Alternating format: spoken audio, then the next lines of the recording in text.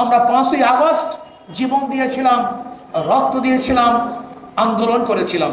5ই আগস্টের দ্বিতীয় স্বাধীনতার পরে আবার লুট, তরাস, খুন, হত্যা, দখলদারি, চাঁদাবাজি, এর জন্য তো বাংলাদেশের মানুষ জীবন দেয় নাই, এর জন্য তো বাংলাদেশের মানুষ রক্ত দেয় নাই, এর জন্য তো বাংলাদেশের মানুষ আহত নিহত হয় নাই। আজকে দেখেন বাংলাদেশ ৭১ স্বাধীনতার পরে এই ৫২ বা ৫৩ বছর যারা ক্ষমতায় ছিল, এই জাতির আশা এবং আকাঙ্ক্ষার প্রতিফলন তারা ঘটাতে পারেনি। প্রত্যেকটা শাসক তারা দল এবং ব্যক্তিকে প্রতিষ্ঠিত করেছে, এদেশের জনগণকে প্রতিষ্ঠিত করতে ব্যর্থ হয়েছে। আওয়ামী সরকার দীর্ঘ ১৬ বছরে কি করেছে? সমস্ত খাত ধ্বংস করে ফেলেছে। শিক্ষা খাতের অবস্থা কি দেখছি? ভণ্ডুল হয়ে গেছে। যে সিলেবাস করা হয়েছে সেখানে মানুষরূপী মানুষগুলি ওই শিক্ষা প্রতিষ্ঠান থেকে জানোয়ার হয়ে বের হতে বাধ্য করেছে।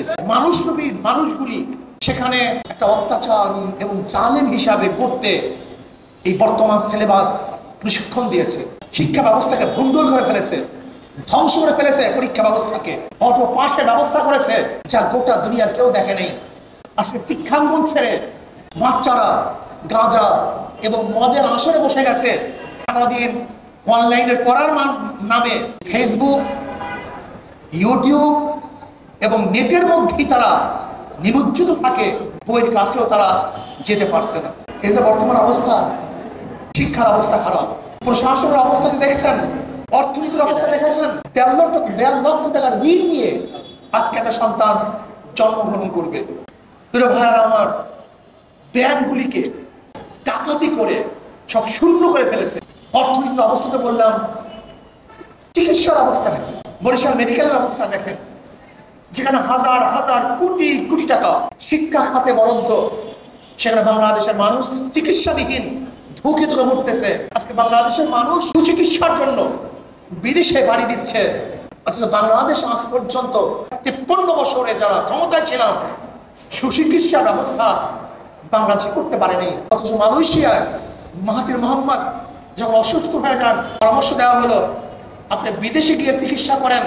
তিনি বলেছেন, না, আমি আমার দেশে হসপিটাল করে তারপরে চিকিৎসা নেব, আমি বিদেশে চিকিৎসা নেব না। আমাদের দেশের যারা ক্ষমতায় ছিল তারা তো বিদেশি চিকিৎসা নেয়, আর আমাদের দেশের গরিব এবং যারা বিদেশে যেতে পারে না তারা ধুকে ধুকে মরার ব্যবস্থা করেছে। বিচার বিভাগ এক স্বাধীন বিভাগ ছিল, কিন্তু সেই বিচার বিভাগ স্বাধীনতা ছিল না, পরাধীন ছিল, সরকারের কাছে পরাধীন।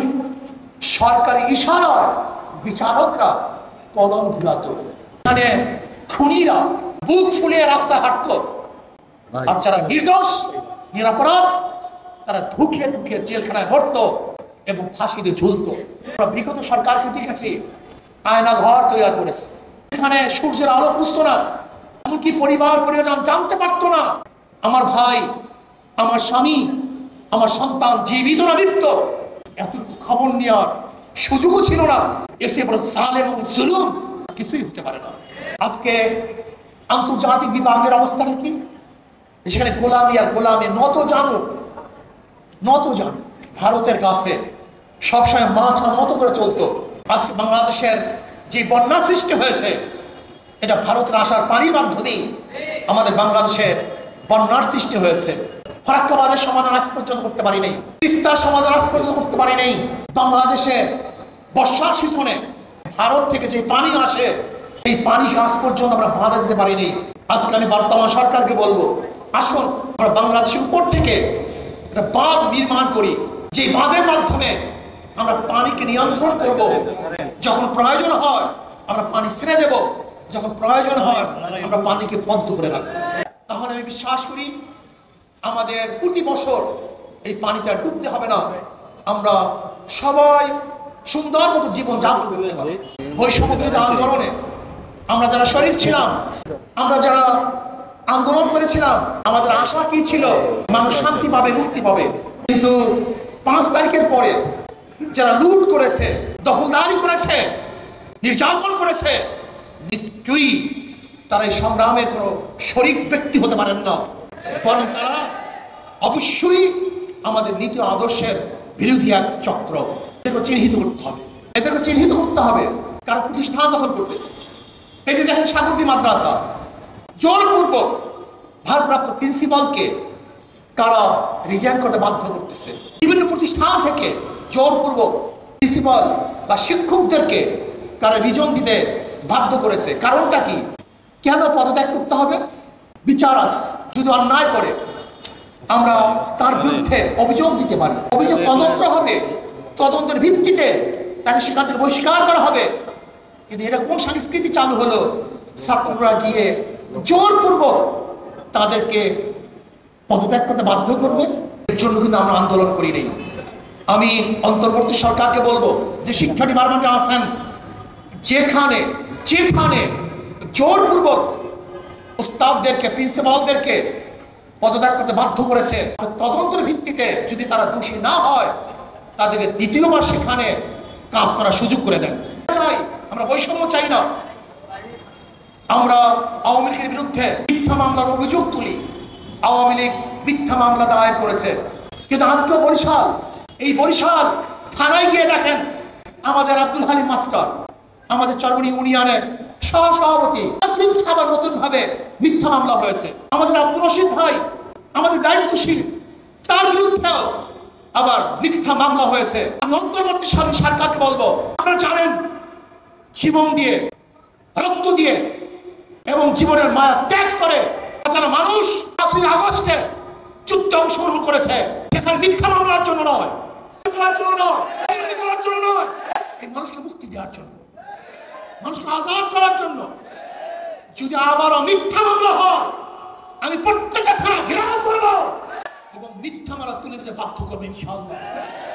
ভাইরা আমার, আমাদের বর্তমান অন্তর্বর্তীকালীন সরকার তিনি বলেছেন যে আমি ছাত্র কর্তৃক নিয়োজিত। আমি তাকে বলবো, এখানে যদি একটু কথা বলতেন তাহলে বৈষম্য বিরোধী আন্দোলনের মূল লক্ষ্য এবং উদ্দেশ্য প্রতিফলিত হতো।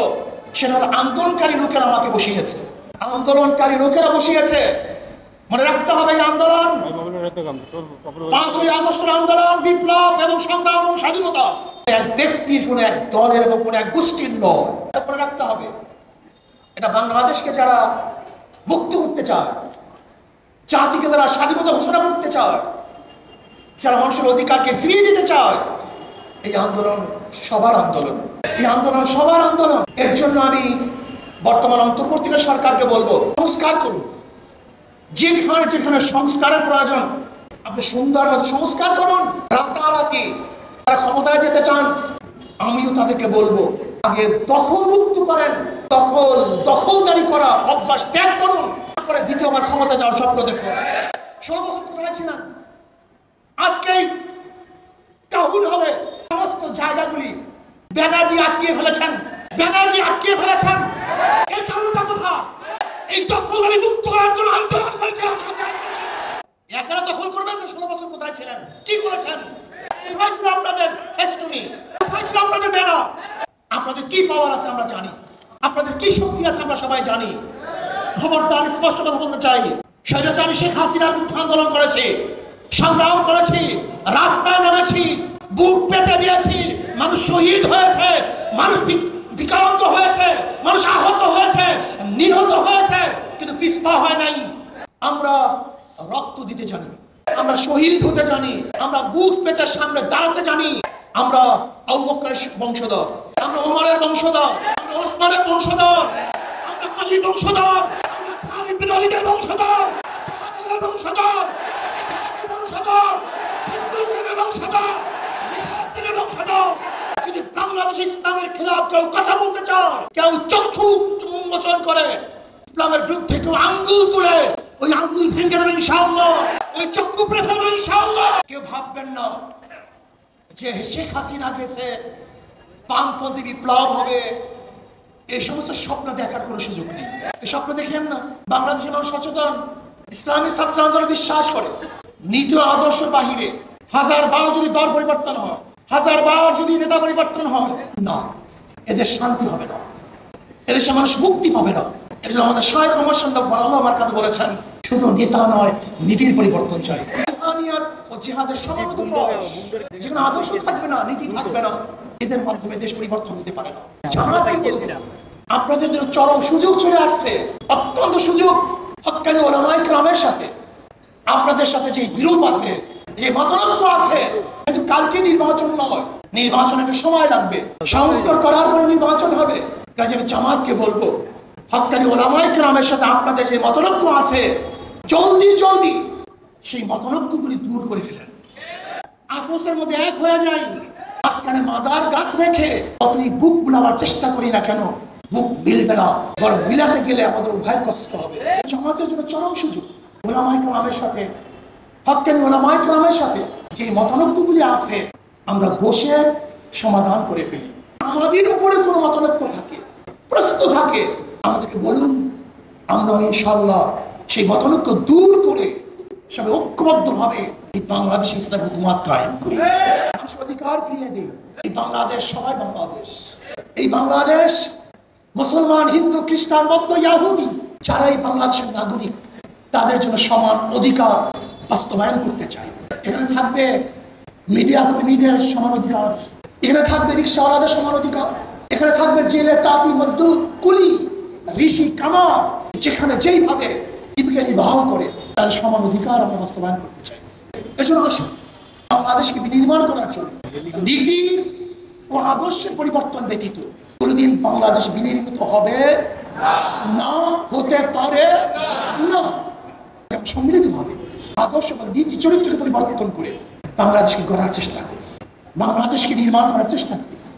সতর্ক থাকুন, সতর্ক থাকুন। প্রতি বিপ্লব ঘটাবার জন্য হাজারো চেষ্টা চলবে, চলতেছে, চলবে। সতর্ক থাকুন। আপনি আবার ডাক দেওয়া হবে, তখন যার যা কিছু আছে তা নিয়ে আবারও ঝাঁপিয়ে পড়তে হবে।